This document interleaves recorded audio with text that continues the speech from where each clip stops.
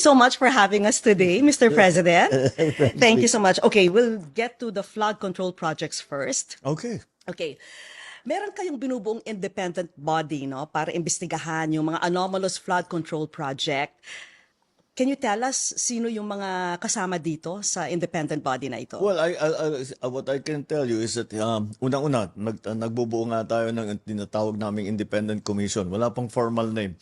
Pero yun ang binubuo namin. Independent Commission para imbestigahan.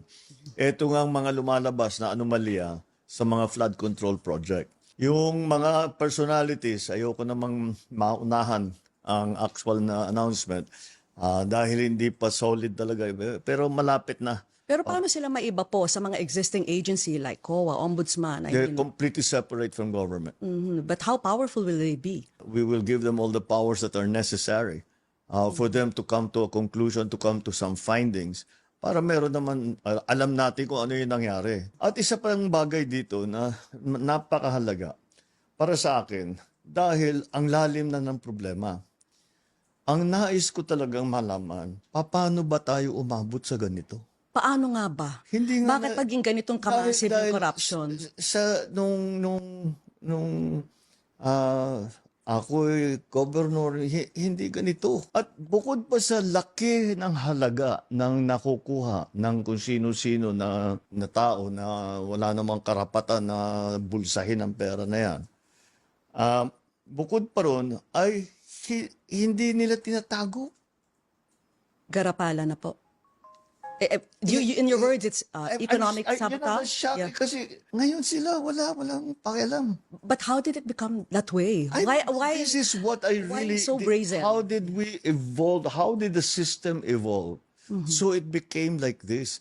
It did not happen overnight. This happened over many decades.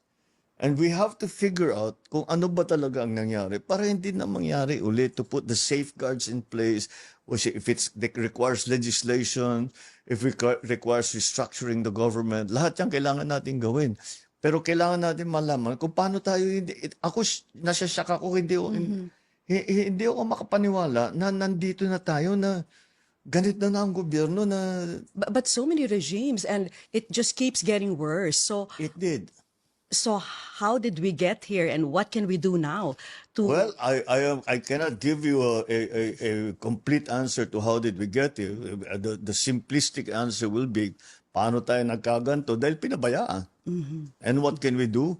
What we can do is to find out how this happened, who are the people that are involved, make them answerable for their wrongdoing, and fix the structure so this is not allowable. Okay. That's the word that I think that it became allowable. Okay lang. Yes, Hindi it was problema yan. Hindi krimen yan. Sige lang. it was normalized. Yeah, It's was normal. people have come to accept this, no? Yes, yes. But to the level na 30% na lang yung naiiwan sa mga proyekto, astounding yun. That's the part that talagang hindi ako makatulog pag iniisip ko. Paano tayo nagkaganto? That's why we're really looking forward to this independent body which you will be forming. Yes. And we're just wondering, how powerful will this body be? Will they be able to even investigate the congresspeople, the Senate? They will have the subpoena authority powers? to investigate anything and anyone. Otherwise, then what they will have, they sasabihin, may sacred cow na naman, o may pinoproteksyonan dahil kasama sa politika, whatever. Pagka nangyari yun, wala rin kabuluhan yung kanilang investigasyon. Okay, Mr. President, pakiramdam ng marami, talagang nalulunod na po tayo sa korupsyon, no? Sometimes, yung mga ordinaryong mamamayan, medyo we ask ourselves, ano bang magagawa natin? Nag-launch po kayo nitong initiative na pwedeng magsumbong directly sa Pangulo, yung mga gusto magreklamo, no? How effective has this been? Since we created the website, we have 12,000 plus already reports that are coming in. And these reports, hindi lang ito... Hindi lang flood control projects. Hindi lang. May mga paving, mga road widening, maraming dumadating. Of course, it was supposed to be, we started talking about only flood control. Pero siyempre, nagkaroon ng tao ng line of communication sa akin na para makapagreklamo sila, di ginagamit talaga nila. That has been very effective. And that's why I encourage everybody. Tuloy, lahat ng hinihikayat ko kayo lahat. Pagka meron talaga kayong gusto ireklamo ninyo. I would think it's heartbreaking when you see all these Filipinos working so hard, tapos on the flip side, nakikita ko nyo yung massive corruption na nangyayari, no?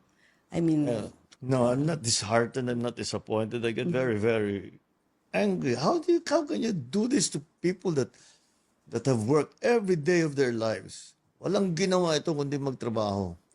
Nagsakripisyo ng mahirap for very little. Just to be able to send money home, just to be able to feed their family, send their children to school. That's all they want in life. Kukunin nyo pa sa kanila yon para bumili ng Rolls Royce. Mr. President,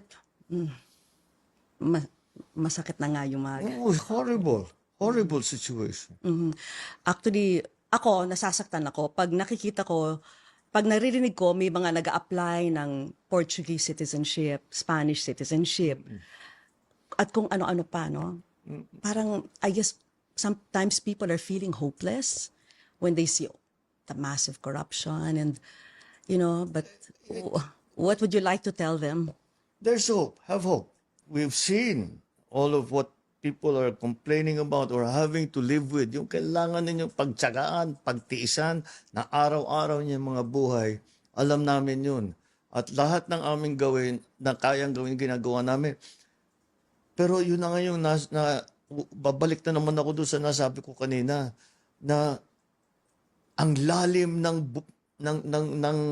kalawang, ang lalim ng bulok. They keep saying, how about if these are your friends? How about if these are your kaalyado?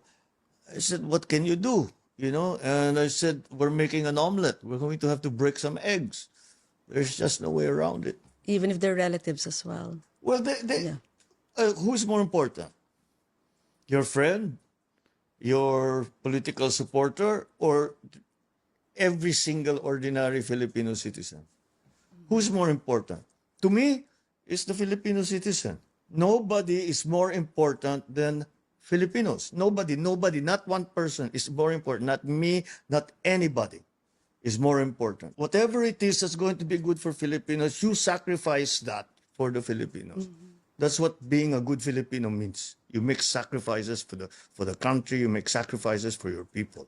You're teary-eyed. Yes, because I'm very upset. No, because I see people having a hard time. And and they don't deserve it. Mabuti mga kung masamang tao yan. Dapat parusahan. Hindi naman eh. Walang ginawa yan kundi magtrabaho. Kundi mahalin ang pamilya. Ba't mo paparusahan? Para magpayaman ka? That makes no sense to me. Sa dami ng sakit ang ulo niyo po, do you ever regret being president? No. Not for You didn't even pause to think. Not for one moment. Why? Because I am given the opportunity to actually, the privilege, the opportunity, and the chance to actually do something. All of the things that I complained about all my life, now I can do something about them. And that is the greatest privilege that anyone can be granted. So no, I don't regret.